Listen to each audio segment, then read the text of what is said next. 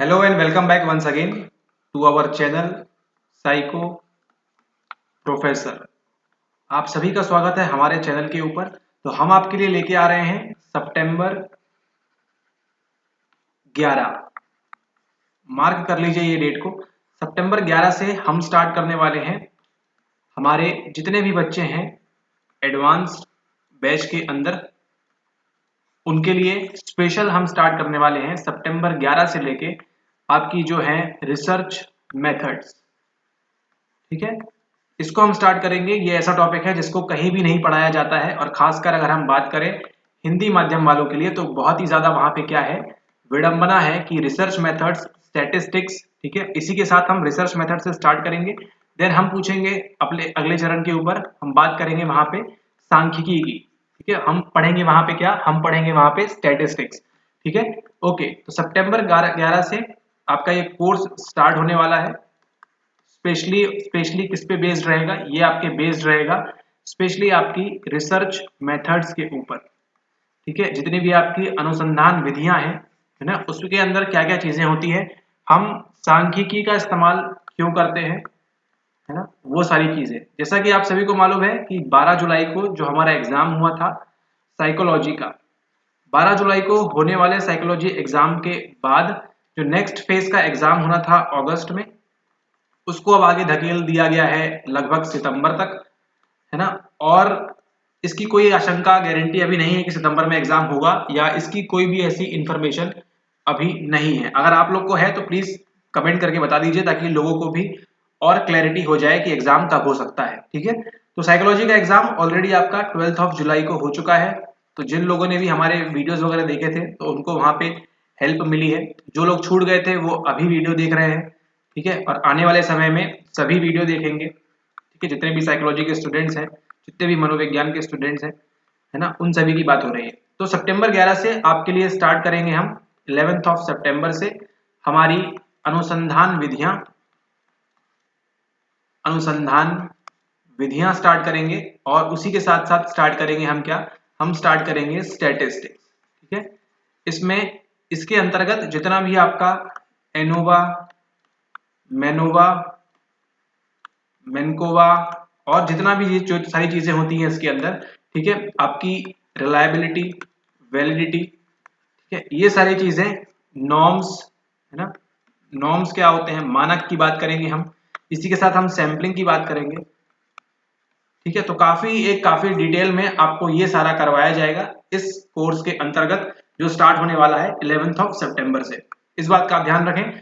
साथ ही साथ अगर आप पढ़ाई कंटिन्यू रखते हैं, जारी रखते हैं, तो आपको बीच बीच में आपको क्या प्रोवाइड किए जाएंगे, आपको टेस्ट भी प्रोवाइड किए जाएंगे बेस्ड ऑन आपका रिस्पॉन्स के ऊपर, किस तरह से आप इस चीज को फॉलो कर रहे हैं। ठीक है, ओके। तो हमको जो मेनली चीज पढ़नी है इस टॉपिक के अंदर, मतलब इस कोर्स के अंदर जो हम स्टार्ट करेंगे सबसे पहले हमारी रिलायबिलिटी से। रिलायबिलिटी से स्टार्ट करेंगे। रिलायबिलिटी को क्या कहते हैं, इसको हम कह सकते हैं विश्वसनीयता, है ना। कहा जाता है कि वो जो प्लेयर है बहुत ही क्या है, सचिन तेंदुलकर जैसा जो प्लेयर है वो क्या है, बहुत ही विश्वसनीय है ना, रिलायबल है, कि जब भी वो जाएगा तो 100 मार के आएगा। ठीक है, जब भी वो जाएगा 50 मार के आएगा। ठीक है, या जब भी वो जाएगा तो 20 रन मार के आएगा। तो एक प्रकार से कह सकते हैं विश्वसनीयता है उसकी, है ना, वो क्या है, रिलायबल है। किसी चीज को हम रिलायबल कब कहते हैं, जब वो एशिया में भी 100 मारेगा, अमेरिका में भी 100 मारेगा, जापान में भी 100 मारेगा। ठीक है, तो इसी प्रकार से हम बात करेंगे सबसे पहले रिलायबिलिटी की, यानी कि हमारी विश्वसनीयता की बात करेंगे हम इसके अंदर। ठीक है, सबसे पहले हम देखेंगे कि रिलायबिलिटी का अर्थ क्या होता है। ठीक है, जो हमारी विश्वसनीयता है, विश्वसनीयता, उसका अर्थ क्या है। ठीक है, फिर हम देखेंगे कि इसके अंदर हमारे पास मेथड्स कौन कौन सी हैं। चलिए, अब हम विश्वसनीयता का अर्थ तो समझ गए, ठीक है, क्या होगा, लेकिन अर्थ का हम निकालेंगे कैसे। ठीक है, हमको रिलायबिलिटी स्टैब्लिश करने के लिए, एस्टिमेट करने के लिए हमारे पास कौन कौन सी क्या है, मेथड्स है। ठीक है, यानी हमको अगर विश्वसनीयता का क्या करना है यहाँ पे, अगर हम आकलन की बात करें, ठीक है, मनोविज्ञान के अंदर हम चीजों का आकलन करते हैं, तो हम आकलन की बात करें तो यहाँ पे हमारे पास कौन कौन सी मेथड्स हैं, यानी कि कौन कौन सी विधियां हैं, उसको भी हम देखेंगे। फिर अगर हम बात करें ऐसे कौन से कारक हैं है ना। ऐसे कौन से कारक है, कौन से फैक्टर्स है जो क्या करते हैं, इफेक्ट करते हैं किसको, हमारी विश्वसनीयता को। ठीक है, फैक्टर्स, जो भी ऐसे फैक्टर्स है जो किसको प्रभावित करेंगे, हमारी जो रिलायबिलिटी है उसको प्रभावित कर सकते हैं, उनको हम पढ़ेंगे। ठीक है, इसी के साथ साथ अगर मान लीजिए कुछ ऐसे फैक्टर्स हमको मिल रहे हैं, ठीक है, तो अगला चरण क्या आएगा, अगला चरण आएगा हमारा इंप्रूवमेंट। ठीक है, किस प्रकार से हम उसमें इंप्रूवमेंट कर सके, किस प्रकार से हम उसमें सुधार कर सके, किस प्रकार से हम उसमें सुधार कर सकते हैं, इसको भी हम देखेंगे।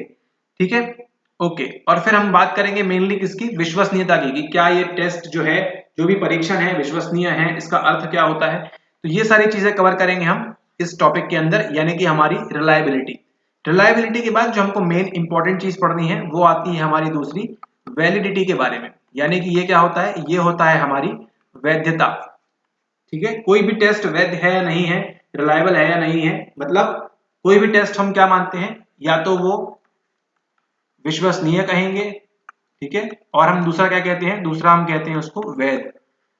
ये दो आंकड़े हमारे पास, हमको हर पेपर में, चाहे वो पीजीटी का पेपर हो, चाहे वो नेट का पेपर हो, चाहे वो और कोई भी पेपर हो, हमको रिलायबिलिटी एंड वैलिडिटी, ये दो ऐसे हैं जो आपको एक सिंगल सवाल आपको देखने मिलेगा ही मिलेगा इसके अंदर, और ज्यादा से ज्यादा आपको और भी सवाल मिल सकते हैं, बट एक सवाल आपको तो कंफर्म है इस टॉपिक के ऊपर, आपको विश्वसनीयता और वैधता के ऊपर मिलना है।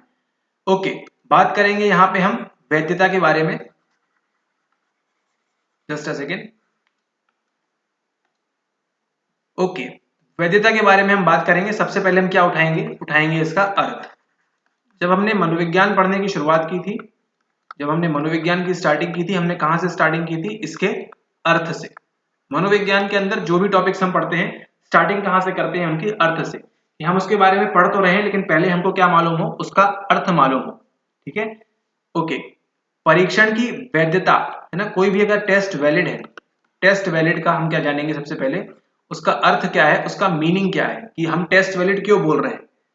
ठीक है, फिर हम देखेंगे अगली चीज क्या, हम देखेंगे कि अगर मान लीजिए एक टेस्ट वैलिड है, let suppose this one test is valid, यानी कि एक टेस्ट क्या है आपका, वैध है। ठीक है, सवाल ये उठता है कि मान लीजिए क्या ये हमेशा आपका वैध रहेगा, क्या ये हमेशा के लिए वैलिड रहेगा, ये सवाल उठता है यहाँ पे। तो इसको भी हम देखेंगे कि is a valid test always a valid measure, हमेशा के लिए क्या ये वैध हो जाएगा।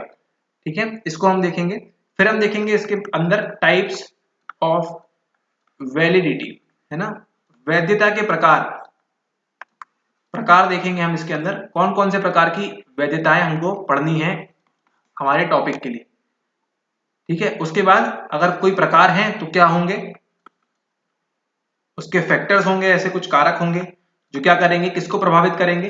जैसे हमने देखा था विश्वसनीयता के अंदर प्रभावित कर रहे थे किसको, कुछ कारक प्रभावित कर रहे थे विश्वसनीयता को, ऐसे ही कुछ कारक किसको प्रभावित करेंगे, अब वैधता को प्रभावित करेंगे।